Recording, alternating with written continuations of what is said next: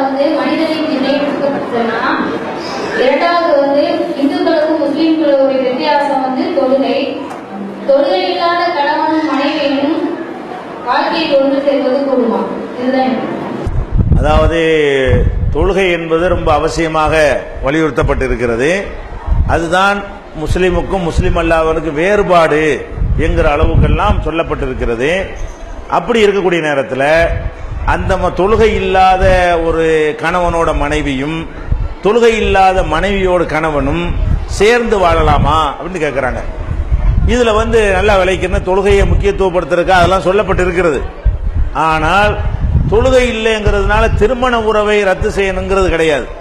திருமண உறவு ரத்து செய்வதற்கு நமக்கு என்ன சொல்லப்பட்டிருக்குன்னா, இணை கற்பித்தா தான்.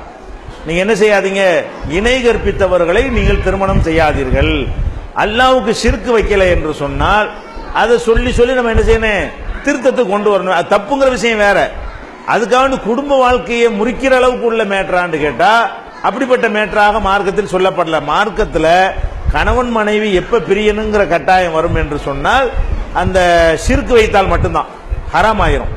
இணை கற்பித்தார்கள் என்று சொன்னா அவங்க ரெண்டு பேரும் வாழ்வது ஹராம் ஆகிவிடும்.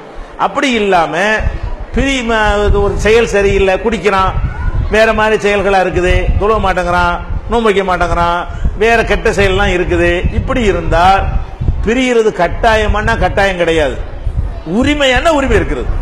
நீங்க என்ன செய்யலாம், நம்ம ஏன் இப்படிப்பட்ட ஒருத்தனோட வாழணும் வேணான்ட்டு நீங்கள் முடிவு எடுத்தால் அந்த உரிமை மார்க்கத்தில் உங்களுக்கு இருக்கிறது. ஒரு குடிகார கணவனா இருக்கிறானா அவனை விட்டு நீ பிரிஞ்சு ஆகணும்னு மார்க்கம் சொல்லல. பிரியணும் நீங்க முடிவு எடுத்தால் பிரியலாம். மார்க் எப்படி என்ன செய்யலாம், குலா முறையில் பிரிந்து கொண்டு ஒன்னு வாழ விரும்பல அப்படி சொல்ற உரிமை உங்களுக்கு இருக்கிறது. அப்படி செய்ய தவறினால் கொஸ்டின் கிடையாது, அனுமதி இருக்கிறது. அதாவது ஷிர்க்குண்டா மட்டும்தான் கண்டிப்பா பிரியணும் எல்லாம் கேள்வி கேட்பான். ஷிர்க் இல்லாத விஷயமா இருந்தா நீங்களா பேணுதலை நாடி இந்த மாதிரி ஆளோட வாழ்ந்தோம்னா எல்லாம் பிள்ளையெல்லாம் கெட்டு போயிடும் அப்படின்னு நீங்க நினைக்கலாம். நம்மள்ட்ட இந்த ஈமான் குறைஞ்சுன்னு நீங்க நினைக்கலாம். இவன் குடிக்கிற ஆளா இருக்கனால நமக்கு பேர் கெட்டு போகுது அப்படின்னு நினைக்கலாம். இப்படி பல காரணங்களுக்காக வேண்டி ஒரு பெண்ணு ஆணை வேணான்னு சொல்லலாம், ஒரு ஆணு பெண்ணை வேணான்னு சொல்லலாம்.